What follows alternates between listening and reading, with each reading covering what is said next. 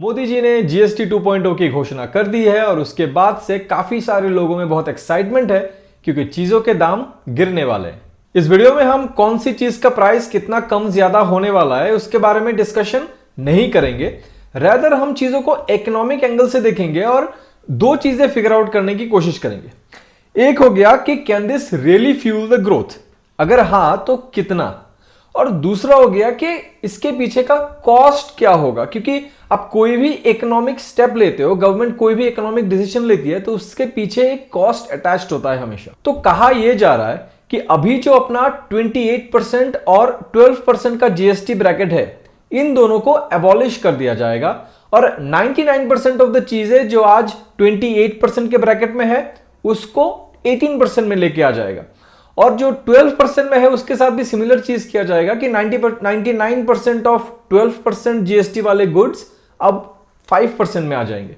This is actually not a figure posted by the government of India, rather different news channel, specially economy related जो news channels है वो almost सारे के सारे ही इसी type के नंबर्स पोस्ट कर रहे हैं। आई नो कि कराची पोर्ट कैप्चर करने के बाद हमें थोड़ा डिफिकल्टी होता है कि हम न्यूज चैनल्स को ट्रस्ट करें, बट अगर इंटरनल मैटर होता है तो बिजनेस चैनल्स जनरली सही डेटा पब्लिश करने की कोशिश करते हैं। एनीवे, अब एक नजर देख लेते हैं कि ये ब्रैकेट चेंजेस के वजह से किस सेक्टर में किस टाइप का इंपैक्ट आ सकता है। तो सबसे पहले 28% वालों की बात।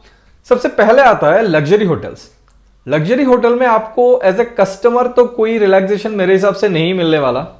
That is because hotel industry में क्या हो रहा है ना कि वहां पे जिस रफ्तार से डिमांड बढ़ रही है उस रफ्तार से नए रूम्स नहीं आ रहे। So there is a shortage of rooms which is why last 2-3 सालों से अगर आप देखते हो तो होटल प्राइसेस कंटिन्यूअसली अप जा रहे हैं।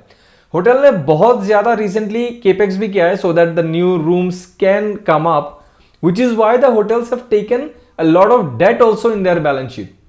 नाउ आप बताओ, अगर डिमांड सप्लाई से ज्यादा फास्ट ग्रो कर रहा है और कंपनी के खुद के बैलेंस शीट में बहुत डेट पड़ा हुआ है, तो अगर इस टाइप का सिनेरियो बनता है कि जीएसटी कट हो गया तो कंपनीज क्या करेंगे? वो कंज्यूमर को ये आगे पास ऑन करेंगे या फिर खुद थोड़ा एक्स्ट्रा प्रॉफिट लेके अपना डेट फाइनेंस करेंगे? Obviously the second one.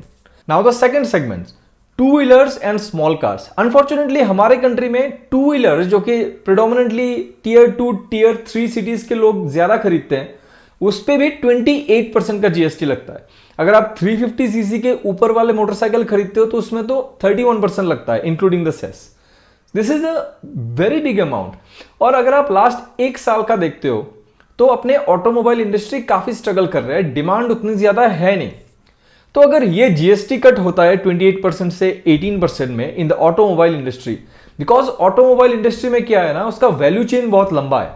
वहां पे डीलर्स है, फिर मैन्युफैक्चरर्स है, फिर उसके बाद आता है एंसिलरी कंपनीज, फिर आता है सब एंसिलरीज, फिर फास्टनर्स, इधर उधर के दुनिया भर के चीज होते हैं, जिसकी वजह से it's one of the highest job generating sector in our country. So automobile में ये जो जीएसटी कट है वो डेफिनेटली कस्टमर को पास ऑन किया जाएगा क्योंकि डिमांड स्लगिश है। नाउ अगर ये होता है तो शायद इंडस्ट्री रिवाइव कर सकती है एंड विद दैट इकोनॉमी में इसका मल्टीप्लायर इंपैक्ट बहुत ज्यादा होगा। Next sector for which I am really excited about is the cement sector. मुझे कभी समझ में नहीं आया कि सीमेंट क्यों एक लग्जरी गुड है, सीमेंट में क्यों 28% जीएसटी लगाए जाते थे, पर अच्छी बात है कि अब वो कम होकर 18% में आ जाएगा, क्योंकि सीमेंट जो है वो इंफ्रा का प्रॉक्सी है। अगर सीमेंट का वॉल्यूम बढ़ता है या फिर सीमेंट का कॉस्ट कम होने की वजह से अगर इकोनॉमी में रियल एस्टेट डेवलपमेंट बढ़ती है तो ये ओवरऑल इकोनॉमी को ज्यादा इंपैक्ट करेगा, क्योंकि दुनिया भर के एडजेसेंट इंडस्ट्री भी ग्रो करने लगते हैं, very similar to the automobile industry. एक और चीज जिसको लग्जरी गुड बोला जाता है और मुझे नहीं समझ में आता कि क्यों बोला जाता है, that is the air conditioner. यार 50 डिग्री सेंटीग्रेड वाले कंट्री में आप एयर कंडीशनर को लग्जरी गुड कैसे बोल सकते हो? This is a necessity.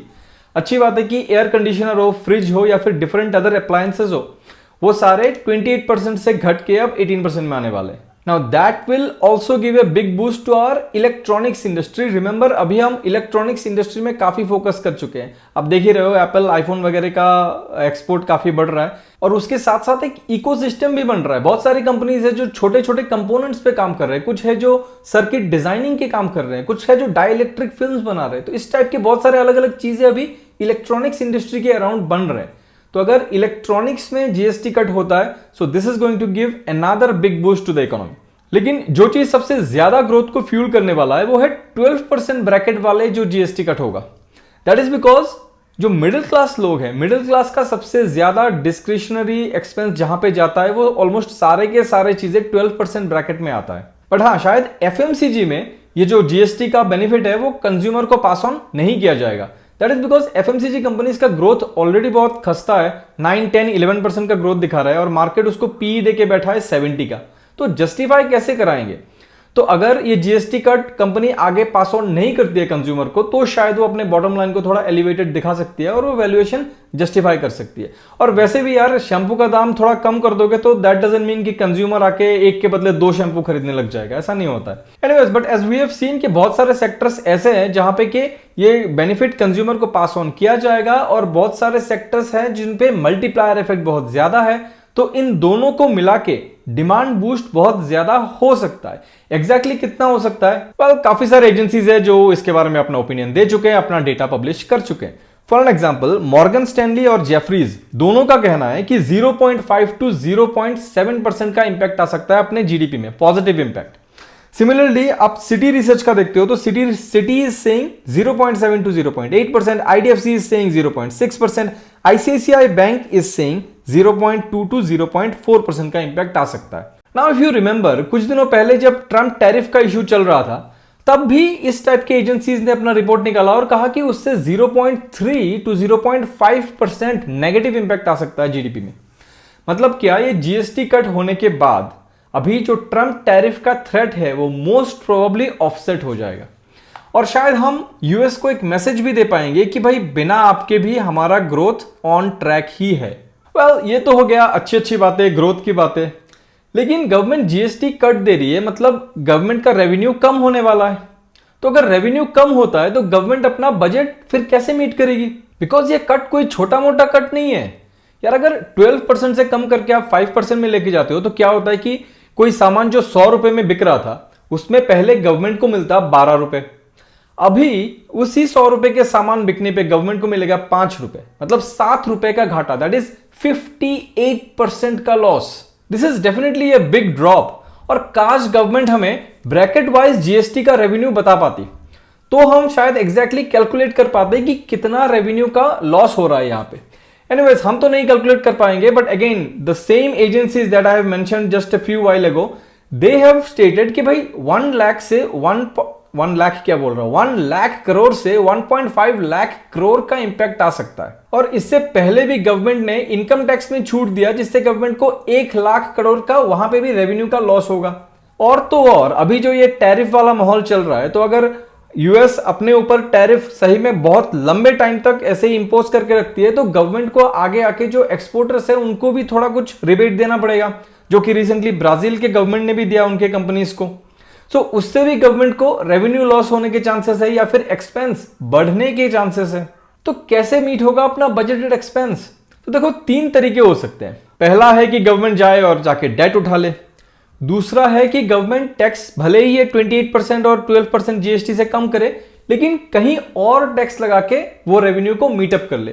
क्योंकि अभी इन्फ्लेशन भी लो है तो हो सकता है कि कुछ ऐसे एलिमेंट्स पे जाके या फिर कुछ ऐसी चीजों पे जाके गवर्नमेंट टैक्स लगा दे जिसका पेन कंज्यूमर को उतना फील नहीं होगा क्योंकि प्राइसेस ऑलरेडी लो थे। तीसरा वो है कि आप कहीं और से आपका एक्सपेंडिचर कम कर दो, जैसे डिफेंस में कम कर दो या फिर एजुकेशन में कम कर दो, पीएलआई में कम कर दो या फिर इंफ्रास्ट्रक्चर डेवलपमेंट में पैसा कम कर दो।